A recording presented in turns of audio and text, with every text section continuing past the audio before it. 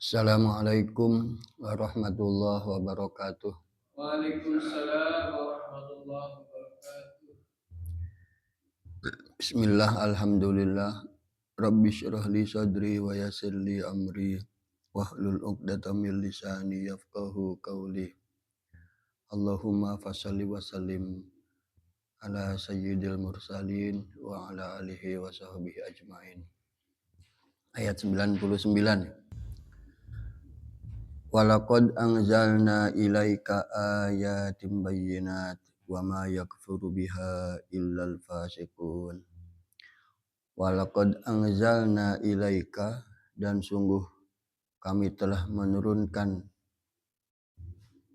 kepadamu Muhammad ayatin bayyinat, ayat-ayat yang menjelaskan, ayat-ayat yang terang benderang. Wa ma yakfuru biha, dan tidak ada yang mengingkarinya, illal fasiqun, kecuali orang-orang fasik. Awa kullama ahadu ahdan, pantaskah setiap kali mereka berjanji, patutkah setiap kali mereka berjanji untuk sebuah perjanjian, nabadahu fariqum minhum, sebagian dari mereka melemparkannya, sebagian dari mereka menolaknya. Bal aktaruhum la yu'minun, bahkan kebanyakan mereka itu tidak mempercayainya. Walamma ja'ahum rasulun min indillah, dan begitu pula tatkala datang kepada mereka rasulun min indillah, seorang utusan dari Allah, musaddiqul lima ma'ahum, yang membenarkan pada kitab-kitab yang ada pada mereka, nabada fariqum minal ladina utul kitab, segolongan dari orang-orang yang diberi Alkitab, segolongan dari orang-orang yang diberi Alkitab itu melemparkannya.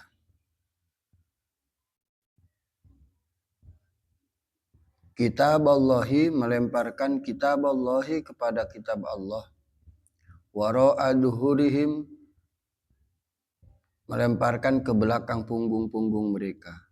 Ka'annahum la ya'lamun, seakan-akan mereka tidak mengetahuinya. Pada penjelasan yang lalu telah dijelaskan bahwa barang siapa yang memusuhi Allah, memusuhi malaikat, memusuhi utusan-utusannya, memusuhi Jibril, Mikail, sesungguhnya Allah menjadi musuh bagi orang-orang kafir. Artinya yang kemarin bahwa orang-orang yang dalam perilakunya memusuhi Allah, memusuhi malaikat, memusuhi utusan-utusan, dimusuhi, maka artinya sesungguhnya mereka itu adalah orang-orang kafir. Hanya orang-orang kafir yang memusuhi Allah. Itu yang kemarin ya. Apalagi mereka memusuhi Jibril, padahal Jibril lah yang menurunkan wahyu ala qalbika. Ayat ini juga masih menjelaskan bagaimana Allah menurunkan kitab sucinya dan bagaimana sikap orang-orang kafir terhadap kitab suci. Dan sungguh telah kami menurunkan kepadamu Muhammad ayat-ayat bayyinat. Yang menarik sebenarnya dari kata anzalna. Jadi anzalna itu kan diartikan turun ya. Anzalna kami menurunkan. Nazala. Nazala bihir ruhul amin. Diturunkan oleh ruhul amin. Ala qalbika litakuna minal mundirin. Ke dalam hati. Ini menjadi menariknya karena Allah juga memperumpamakan turun itu untuk hujan. Anzala minas sama'i ma'an. Wa anzalna minas sama'i ma'an fa akhrajna bihi nabata kulli syai'. Ada lagi fa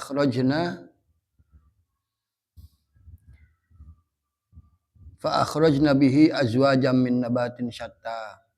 Jadi Allah menggunakan bahasa anjalna untuk hujan, Allah membahasakan anjalna untuk menurunkan wahyu. Allah menurunkan hujan dengan anzalna. Kemudian fa akhrajna bihi azwajan. Allah kemudian menumbuhkan bermacam-macam tanaman.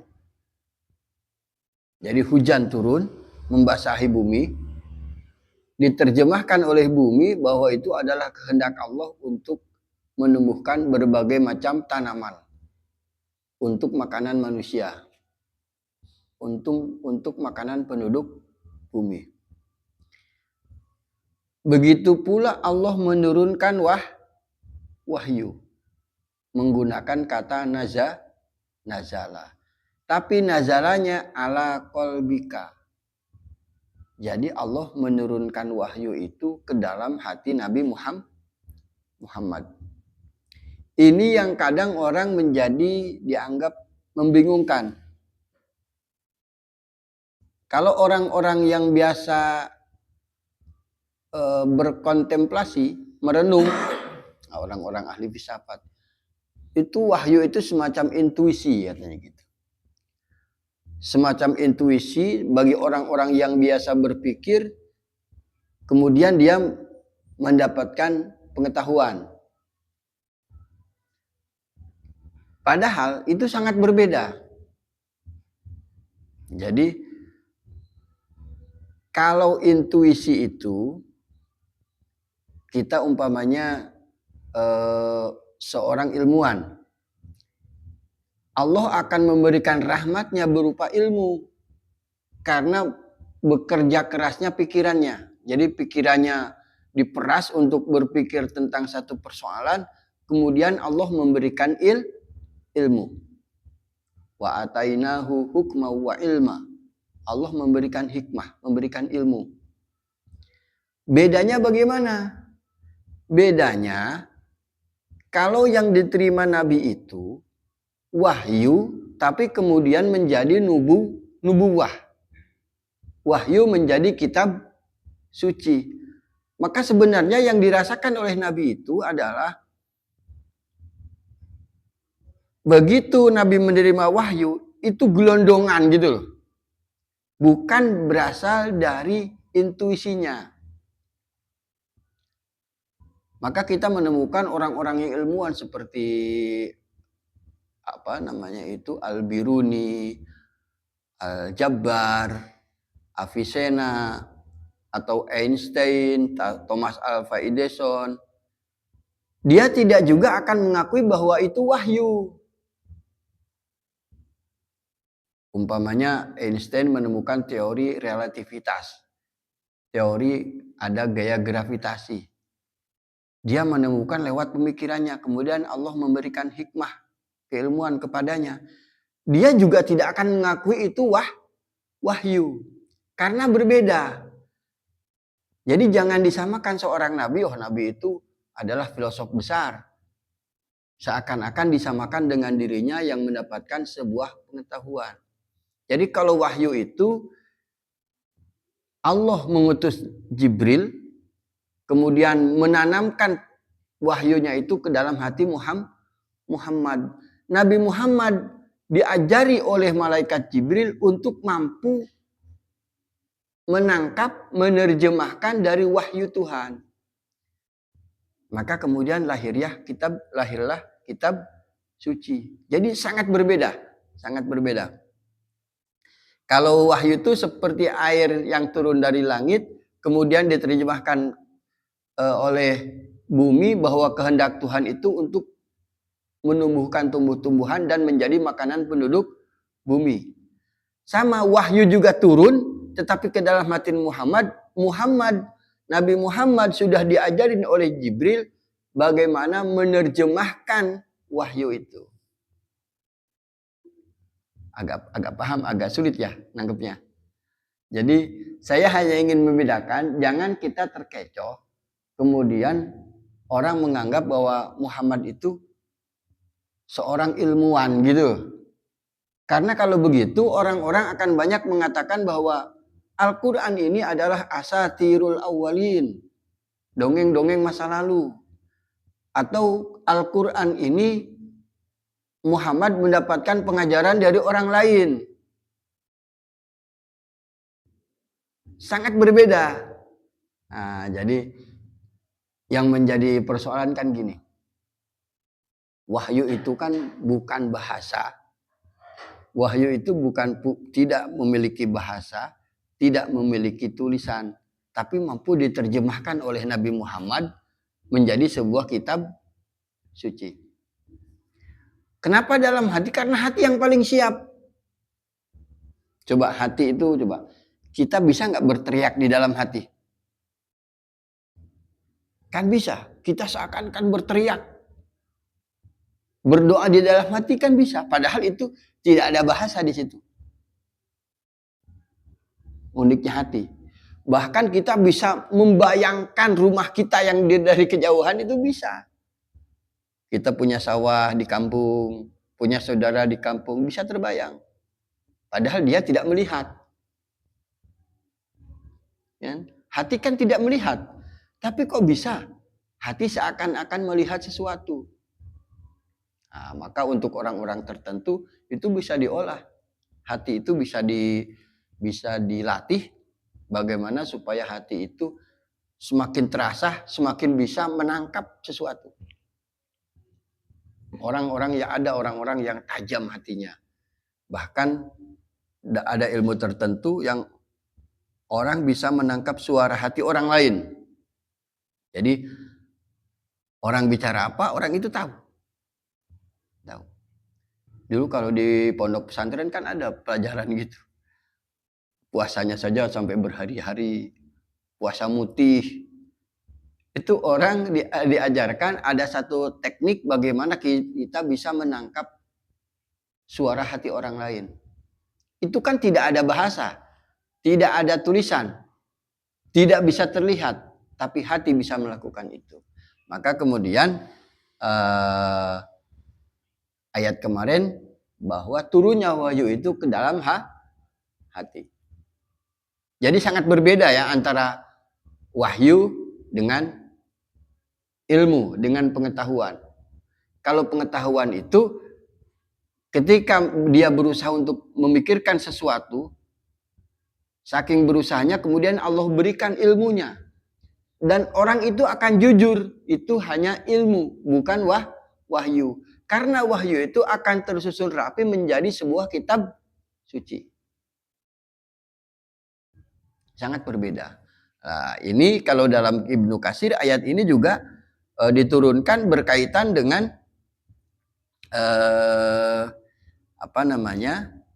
orang-orang yang mengatakan bahwa Nabi Muhammad itu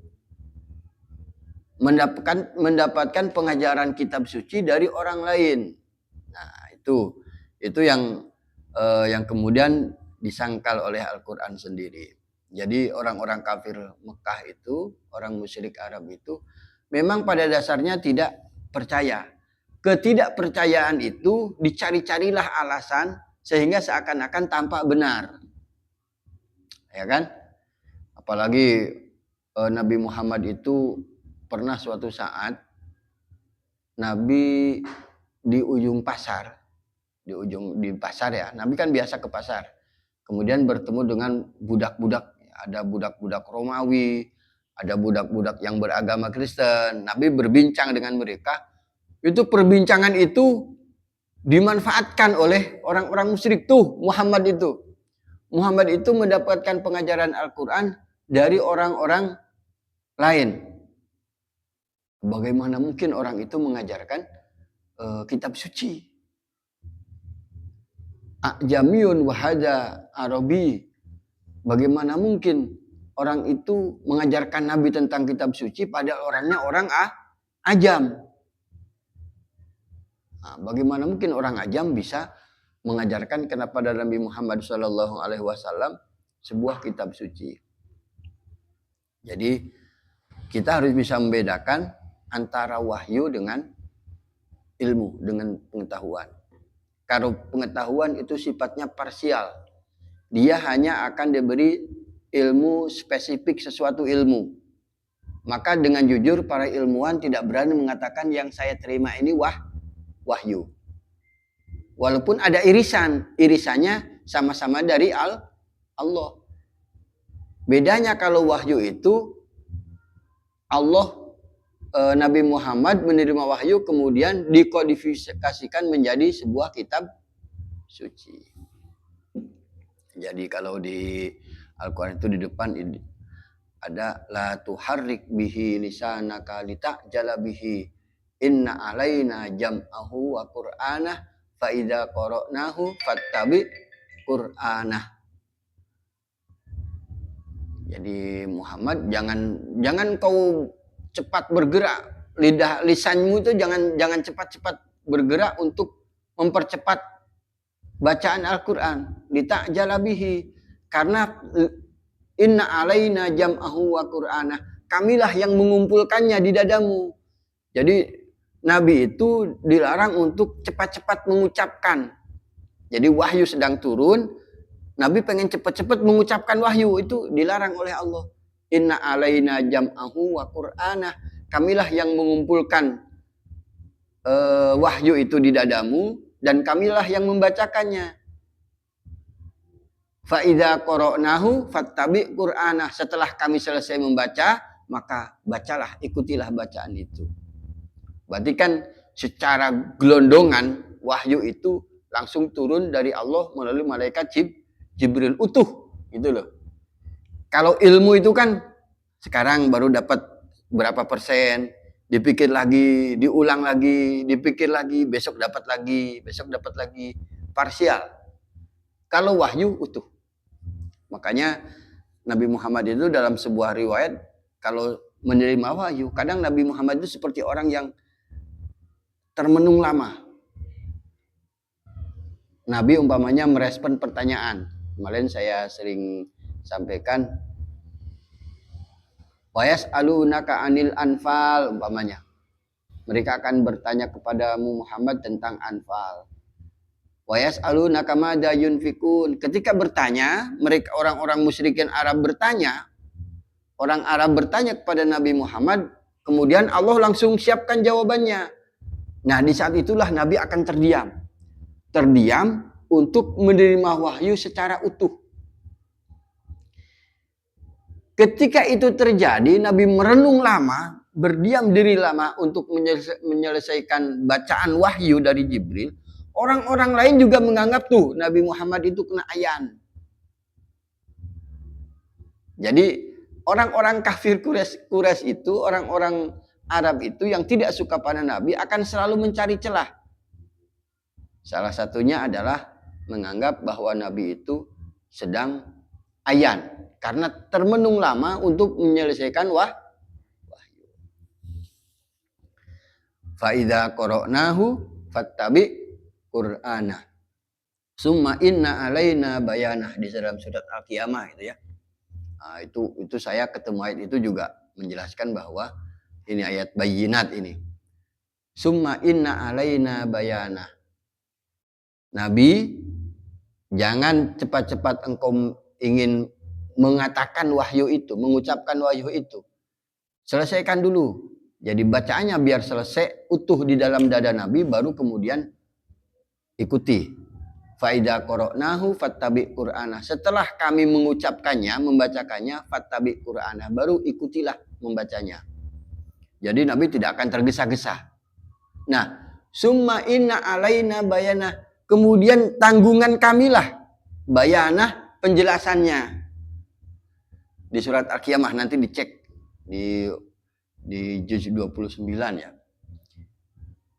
Nah, tanggungan kamilah menjelaskannya, berarti Allah lah yang menanggung, yang akan memberikan penjelasan terhadap kitab sucinya. Maka ayat ini, walaqad anzalna, dan kami telah menurunkan kepadamu Muhammad ayat bayyinat, ayat-ayat yang menjelaskan. Jadi ayat Al-Quran itu akan selalu menjelaskan terhadap ayat-ayat yang lain. Jadi Allah yang akan memberikan penjelasan, maka Al-Quran sendirilah yang akan menjelaskan terhadap kitab sucinya sendiri. Wa ma yakfuru biha illal fasikun, dan tidak ada yang mengingkari kitab suci ini kecuali orang-orang fasik. Orang fasik itu orang yang menyimpang, orang yang tersesat. Ini melanjutkan ayat yang kemarin ya. Jadi Allah menurunkan wahyu itu melalui Jibril masuk ke dalam hatinya Nabi Muhammad. Bagaimana kok bisa Jibril memasukkan ke dalam hati?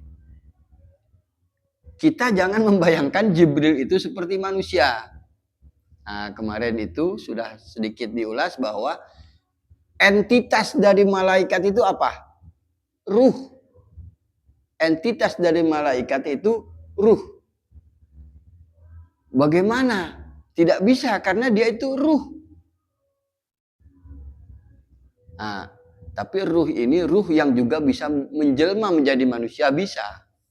Karena beberapa kali dalam kisah Nabi Ibrahim itu malaikat menyerupai manusia. Ibrahim juga nggak kenal.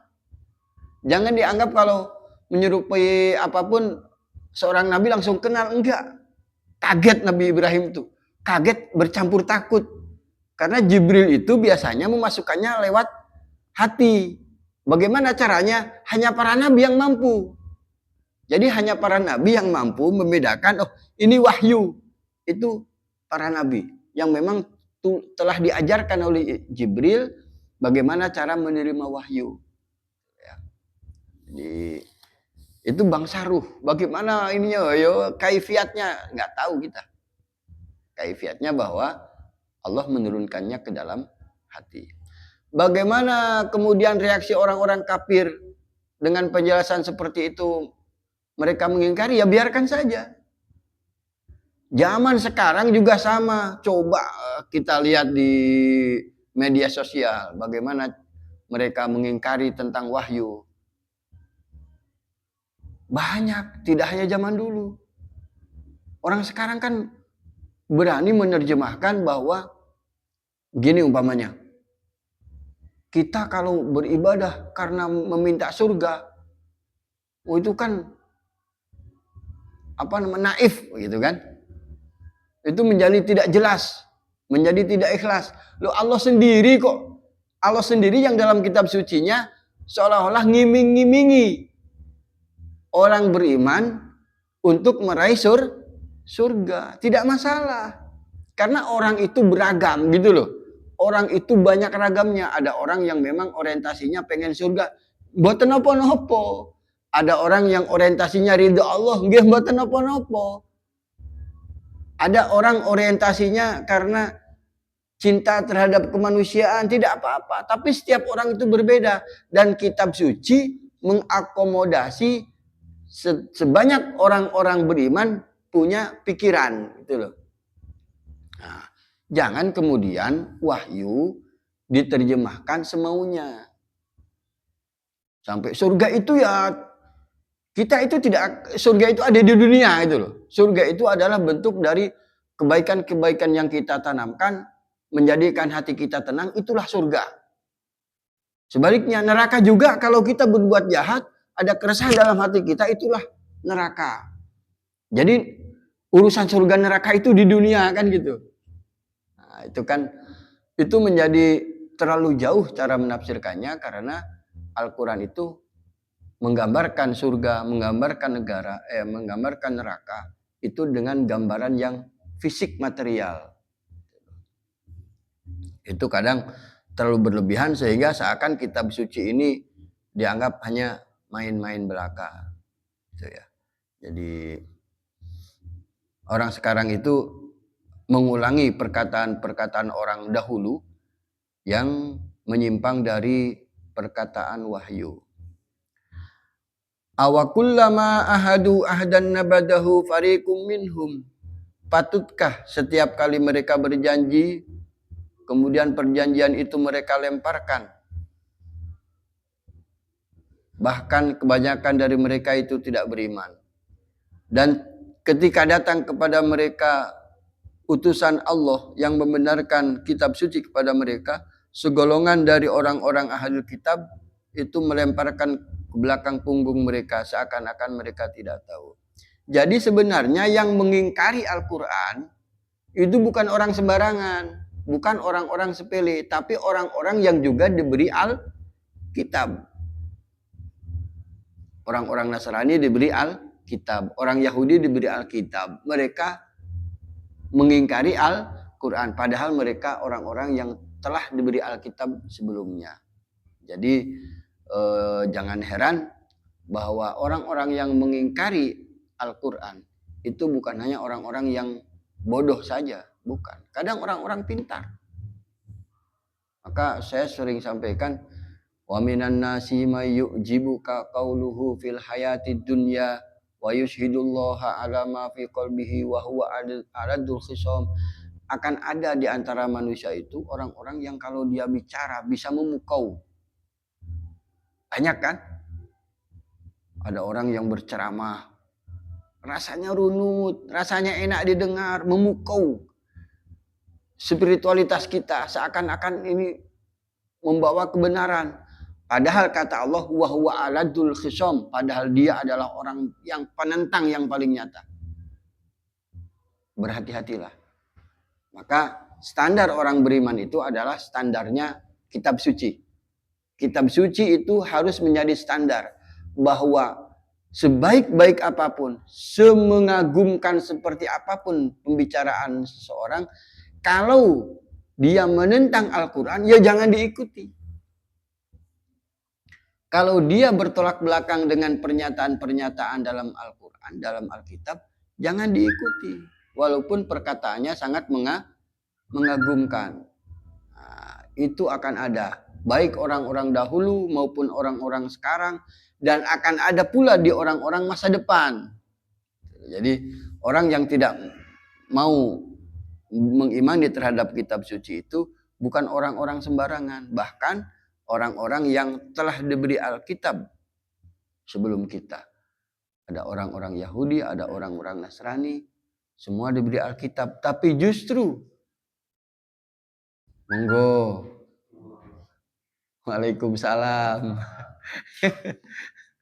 Jadi kalau orang bodoh yang tidak punya pengetahuan menentang Al-Quran itu kan masih seperti wajar. Wajar. Tetapi kalau orang sudah diberi Alkitab sebelumnya, sudah ada penggambaran Alkitab, ada penggambaran Nabi Muhammad, menentang Nabi Muhammad, menentang Al-Quran itu kan mengagetkan. Nah, kita pun zaman sekarang itu banyak yang begitu. Berhati-hatilah, saya sering bilang, Al-Quran ini kadang bagi saya itu seperti kitab yang sudah terkubur ratusan tahun. Terkubur. Betapa banyak orang yang menyampaikan sesuatu tidak menggunakan kaidah-kaidah kitab suci. Sehingga ketika menemukan kitab suci, penjelasannya kok berbeda. Sering kan ada beberapa yang sudah saya sampaikan kan. Seakan-akan kita kaget gitu. Ya kayak kemarin saya bercerita bahwa selama ini kita sudah tahunya bahwa malaikat itu diciptakan dari cahaya. Padahal jelas-jelas di kitab suci itu bihi ruhul amin, ruhul kudus. Jibrilnya saja itu tercipta, entitasnya adalah ruh. Ya kan? Begitu kita tahu itu kan mengagetkan. Benar tak? Bukannya dari cahaya kan gitu. Saya jungkir balik cari dalam Al-Quran bahwa malaikat itu dari cahaya, nggak ada. Yang ada cahaya itu Allahu nurus samawati wal ard. Masalah nurihi kamiskatin fiha misbah. Malah perumpamaan cahaya adalah Allah. Allahu nurus samawati wal ard. Allah itu cahaya langit dan bumi. Nah, hal-hal seperti itu loh. Hal-hal seperti itu. Jadi kalau sekarang kita dibuka kitab suci, dibaca secara penuh integritas, penuh kejujuran, itu kadang mengagetkan. Kenapa begitu mengagetkan? Karena ternyata berarti selama ini banyak dari kita itu memperlakukan kitab suci itu hanya sebagai hiasan saja. Ya kan? Hanya sebagai pemanis mulut. Pengetahuan kita tidak didasari dari kitab suci.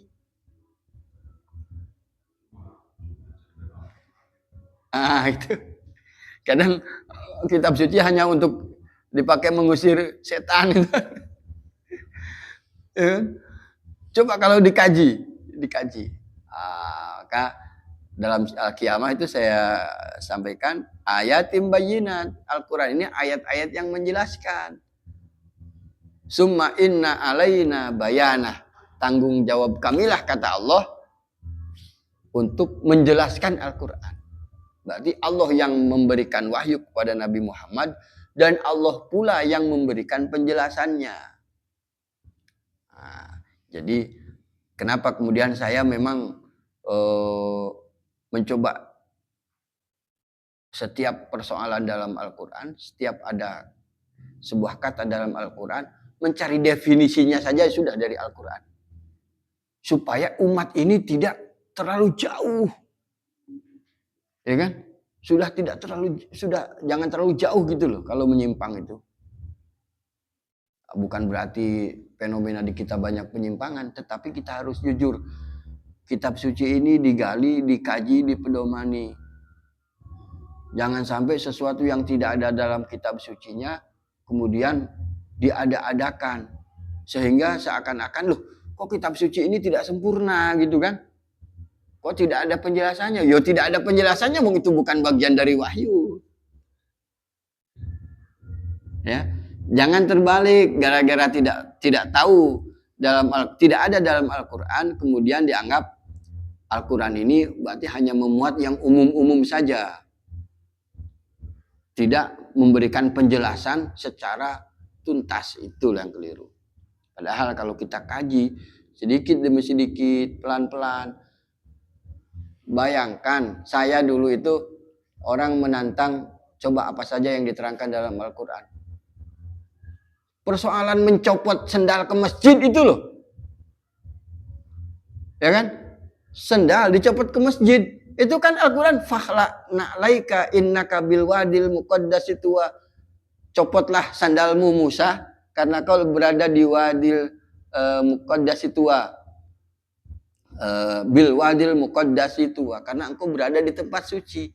Itu berarti kan penerjemahannya setiap ada tempat ibadah, ada tempat suci, maka terumpahmu kau tanggalkan, kau copot.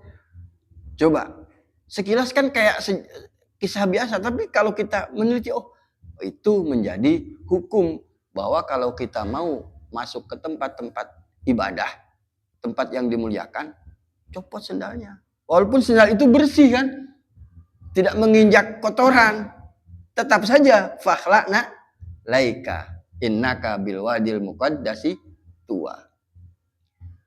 Coba apalagi mencukur, ada nggak dalam Al-Quran? Loh, Al-Quran mengajarkan kalau habis berhaji tahallul. Apa tahallul? Mencukur rambut. Apa gunanya mencukur rambut? Ben baline ganteng. Ya kan? Supaya pulang dari Mekah itu beribadah ganteng, cukur rambutnya. Dicukur itu jangan kemudian satu aja cukup. Bercukurlah supaya rapi. Karena engkau di sana kan bisa 1 minggu, bisa 1 bulan. Jangan sampai datang ke rumah berewokan. Coba Saya pernah ditanya, oh sejarah penjara seperti apa? Penjara itu dari tahun 1800. Loh, keliru. Al-Quran ada penjelasan bahwa Nabi Yusuf itu di penjara. Itu menjadi petunjuk bahwa sejak zaman Nabi saja sudah ada penjara. Bukan barang baru. Hal-hal yang begitu loh. Memang tidak akan bisa kita ketemukan dalam Al-Quran kalau kita menempatkan Al-Quran itu hanya sebagai hiasan. Gak nemu. Nah, maka Al-Quran itu gini. La tas'alu an asya'a in tubdalakum tasukum. Wa in tas'alu anha hina yunazzalul Qur'anu tubdalakum. Afallahu anha. Itu harusnya menjadi kaidah. Menjadi kaidah hukum. Jangan kemudian oh ada sesuatu ini tidak ada dalam Al-Quran. Kemudian menyalahkan Al-Qurannya yang tidak memberikan penjelasan. Bukan begitu persoalannya. Memang ada hal-hal yang Allah tidak sampaikan. Tapi itulah rahmat bagi kita. Saya sering menyampaikan kemarin. Kenapa Al-Quran menyampaikan para nabi itu dibunuh. Beberapa nabi dibunuh oleh orang-orang Bani Israel. Tapi kok tidak disebutkan nama nabi yang dibunuhnya? Bagaimana cara membunuhnya? Kan tidak. Kenapa? Itu rahmat dari Allah. Karena kalau ada penggambaran peristiwa pembunuhannya, nabi siapa saja yang dibunuh, itu sama dengan mengajarkan. Loh, nek pengen bunuh itu kayak beginian itu. Ustadz itu bisa dibunuh dengan cara begini. Ada hal-hal banyak hal yang tidak diceritakan, itu rahmat bagi kalian. Jangan sekali-kali membukakan bahwa berarti Al-Quran tidak sempurna. Paham ya? Baca, saya itu setiap baca pelan-pelan, itu nemu. Masya Allah, betapa lengkapnya Al-Quran untuk pedoman hidup kita. Tapi ketika kita berpaling dari Al-Quran, Al-Quran juga berpaling dari kita. Itu ya, rumusnya itu. Jadi kalau kita berpaling dari Al-Quran, jangan level-level orang awam. Level ulama kalau berpaling dari Al-Quran, mencari penjelasan agama dari tempat lain, Al-Quran akan berpaling. Tidak ketemu. Nah, maka ayat ini seharusnya menjadi penjelasan bagi kita bahwa jangan seperti orang-orang Yahudi dan orang-orang Nasrani yang menolak Al-Quran, padahal mereka juga orang-orang yang telah diberi Alkitab sebelumnya. Seharusnya mereka mengenal kitab suci itu karena mereka sudah lebih dulu diberi. Kan kalau orang sudah mengenal kitab suci, dia akan bisa membedakan ini kitab suci apa bukan, kan bisa. Ya kan? Coba umat orang beriman sekarang, sodorkan sebuah buku, terus suruh dinilai ini kitab suci bukan, itu akan mudah. Kenapa? Karena kita sudah biasa berinteraksi dengan kitab suci. Jadi wa ma yakfuru biha illal fasikun. Tidak ada yang mengingkari sebuah kitab suci kecuali orang-orang fasik. Orang fasik itu orang-orang yang menyimpang dari kebenaran. Orang kafir itu termasuk orang fasik. Orang munafik itu termasuk orang fasik. Orang yang menyelisihi kebenaran. Wattaba'u ma tatlus syayatinu ala mulki Sulaiman. Nah, ini ayat besok itu panjang sekali. Ini berkaitan dengan sihir. Nah, ini penjelasan sihir itu minggu depan. Bagaimana karakter sihir, siapa yang mengajarkan sihir, dan bisakah kita mempelajari sihir? Itu ada.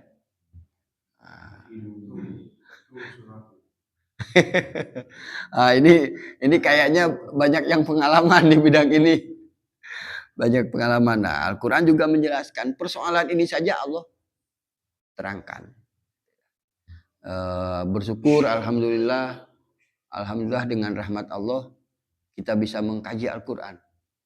betul-betul rahmat Allah. Karena tidak semua orang mau mengaji Al-Quran. Al-Quran menyampaikan kepada kita dan Allah sendiri yang akan memberikan penjelasannya terhadap kitab sucinya sendiri. Jadi kita tidak memerlukan referensi yang begitu banyak yang jenengan-jenengan itu tidak punya. Ya kan? Umpamanya saya mengatakan dalam Al-Quran ini kemudian nyatut referensinya dari kitab Fakhrul Roji. Apa jenengan punya? Ya kan? Umpamanya ini dalam Musnad Ibnu Hambal. Apa jenengan pada punya Musnad Ibnu Hambal? Kan nggak bisa cross check. Tapi kalau saya sebutkan, coba periksa di surat Al-Qiyamah. Kan mudah kan? Semua orang punya. Nah, itulah bedanya wahyu kan. Jadi wahyu itu akan mudah diakses. Penjelasannya juga akan mudah diakses. Beda dengan kita mempelajari Al-Quran, tapi menggunakan referensi lain. Tidak semua orang punya. Maka saya lebih suka mencari penjelasan Al-Quran dengan cara yang sederhana. Yang lain itu tidak salah. Tetapi kita akan mencari penjelasan lebih sederhana dari Al-Quran lagi karena semua orang punya. Ya kan? Karena semua orang punya. Bisa, ini Ustadz ini keliru. Kan pena? Karena, salah Ustadz. Karena di surat lain ayat ini begini bunyinya. Kan bisa gitu. Tapi kalau saya menggunakan referensi, saya ngarang aja kan, jenengan nggak tahu kan? Saya ngarang umpamanya. Ini referensinya dari kitab Nahjul Balaghah. Nahjul Balaghah itu apa meneh? Ya kan? Jami'ul Bayan itu apa meneh? Tidak semua orang punya. Nah, tapi kalau kita menggunakan referensinya dari Al-Quran lagi, Ustadz bisa mencari tahu penjelasan lebih lanjut berdasarkan referensi dari ayat Al-Quran sendiri. Itu ya. Ihdinas siratal mustaqim. Wassalamualaikum warahmatullahi wabarakatuh. Waalaikumsalam warahmatullahi wabarakatuh.